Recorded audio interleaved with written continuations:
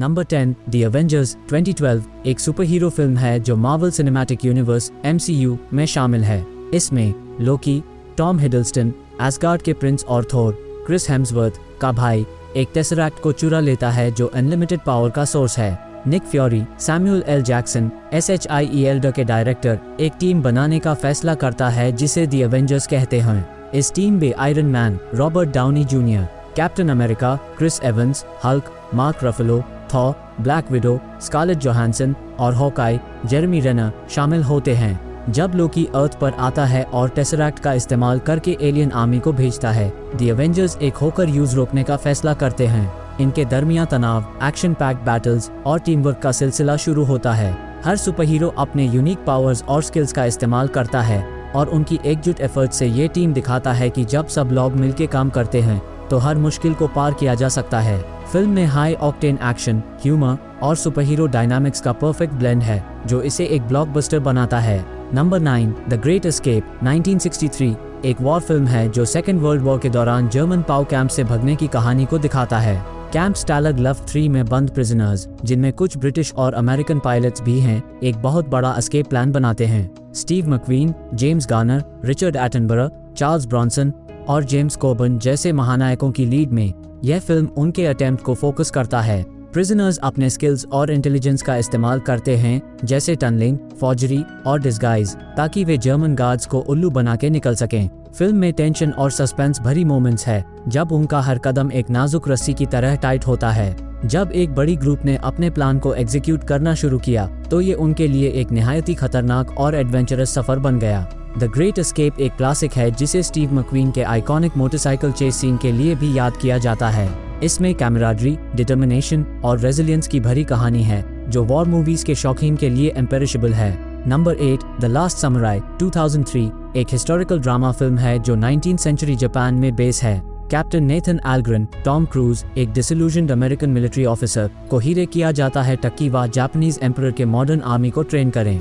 एल्ग्रेन, जिसका view point initially Japan और उसके समुराई ट्रेडिशंस के प्रति थोड़ा साहसिक है, एक समुराई ग्रुप के अगेंस्ट पार्टिसिपेट करता है। जब एल्ग्रेन समुराई लीडर कात्सुमोटो केन वाटनाबे से मिलती है, उनका पर्सपेक्टिव बदलने लगता है। वह सामुराई की ट्रेडिशंस, ऑनर और मार्शल आर्ट्स की डेप्थ को समझते हुए अपने आप को एक नया मकसद ढूंढते हैं।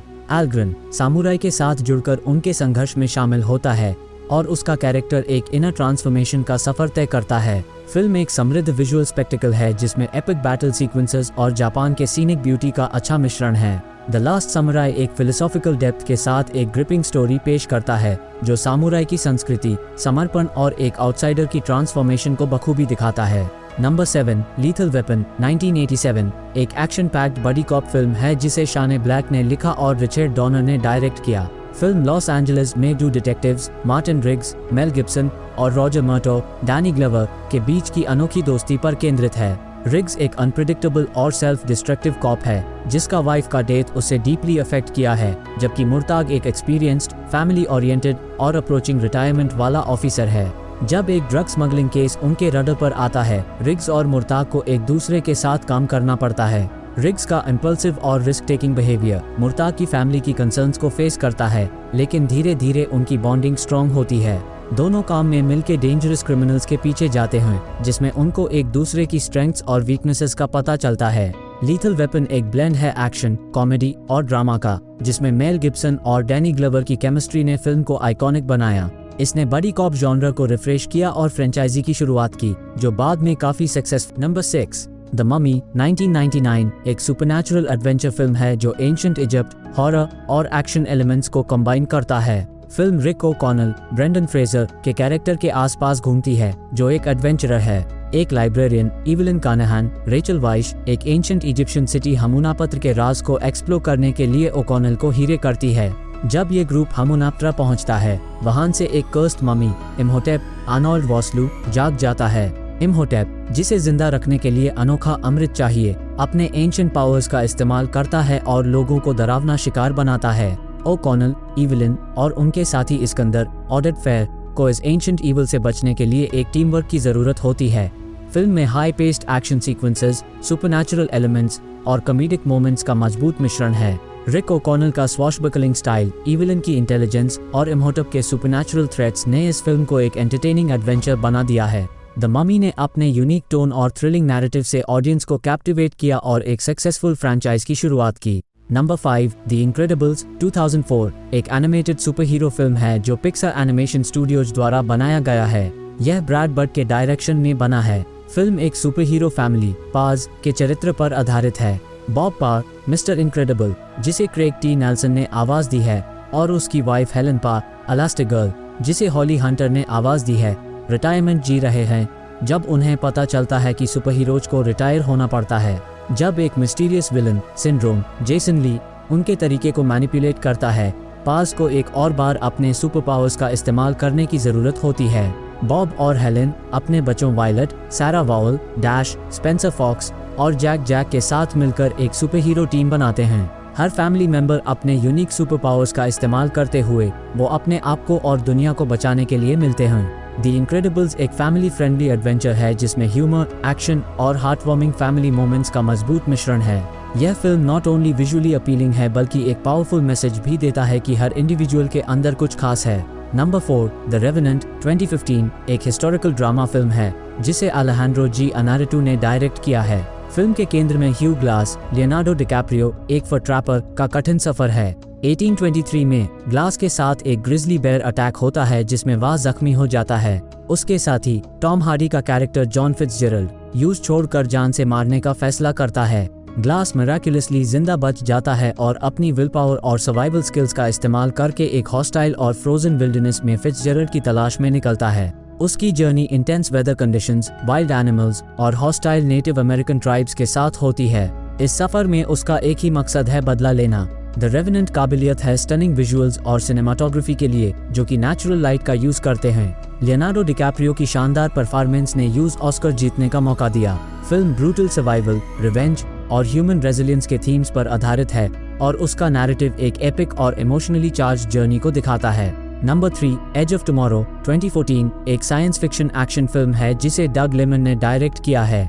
Major William Cage, Tom Cruise एक पीआर ऑफिसर है जो अनएक्सपेक्टेडली एक वॉर अगेंस्ट एलियन स्पीशीज के फ्रंट लाइंस पर भेजा जाता है। उसकी लैक ऑफ कॉम्बैट एक्सपीरियंस और फियर से वो जल्द ही मर जाता है, लेकिन उसकी कहानी यहाँ खत्म नहीं होती। Cage mysteriously finds himself caught in a time loop where he relives the same day every time he dies.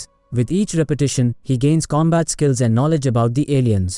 During this cycle, he teams up with a skilled soldier, Rita Vritsky, Emily Blunt, who was once in a similar time loop. As they navigate the dangers of the battlefield, Cage and Vritsky work together to find a way to defeat the aliens and break the time loop. The film beautifully blends action, humor, and a clever take on the time loop concept. Tom Cruise and Emily Blunt deliver compelling performances, and the movie keeps the audience on the edge of their seats with its thrilling and innovative storytelling.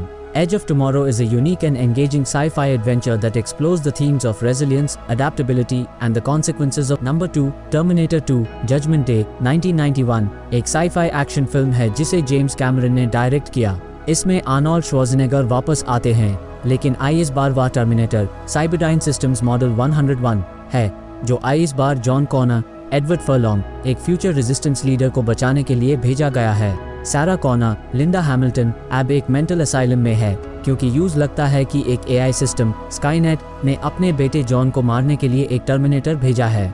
जब T-1000 Robert Patrick, एक liquid metal shape shifting terminator, John के पीछे लग जाता है, सारा, John और T-800 मिलकर इस फ्यूचरिस्टिक थ्रेट से बचने का तरीका ढूंढते हैं। टर्मिनेटर 2 एक माइलस्टोन है विजुअल इफेक्ट्स और एक्शन सिनेमा में, लेकिन इसका दिलचस्प हिस्सा भी है। ये एक ग्रिपिंग स्टोरी है जिसमें मानवता और मशीन के बीच की अनोखी डायनामिक्स को एक्सप्लोर किया गया है। फिल्म ने अपने टाइम ट्रैवल, फ्यूचरिस्टिक टेक्नोलॉजी और इंटेंस एक्शन सीक्वेंसेस के लिए प्रेज अर्न की और आर्नोल्ड श्वार्ज़नेगर का रोल आइकॉनिक बन गया। नंबर 1, द बॉर्न आइडेंटिटी 2002 एक एक्शन थ्रिलर फिल्म है जिसे डग लेमन ने डायरेक्ट किया। जेसन बॉर्न, मैट डेमन, एक इंसान है जिसे एक मेडिटेरेनियन सी में खोई हुई हालत में बचाया जाता है। उसके पास कोई याद नहीं है, लेकिन जब उसमें कुछ भी याद आता है वो एक हाईली ट्रेन्ड असैसिन लगता है। बॉर्न के पास एक स्विस बैंक में एक सेफ डिपॉजिट बॉक्स का की होता है जिसका पता चलते ही उसकी लाइफ में डेंजर आ जाती है। उसको चेस करते हैं CIA के एजेंट्स जो USEY एलिमिनेट करना चाहते हैं। मैरी क्रॉइट्स, फ्रैंका पोटेंट, एक जर्मन ट्रैवलर, उसके साथ जोड़ जाती है और उनकी जर्नी से एक और मिस्ट्री अनफोल्ड होता है। बॉन अपने एक्स्ट्रॉर्डिनरी फाइटिंग स्किल्स और इंटेलिजेंस का इस्तेमाल करके अपने पस्त की राज को खुलता करता है, जबकि उसके पीछे क्यों भगते हैं ये भी समझना पड़ता है।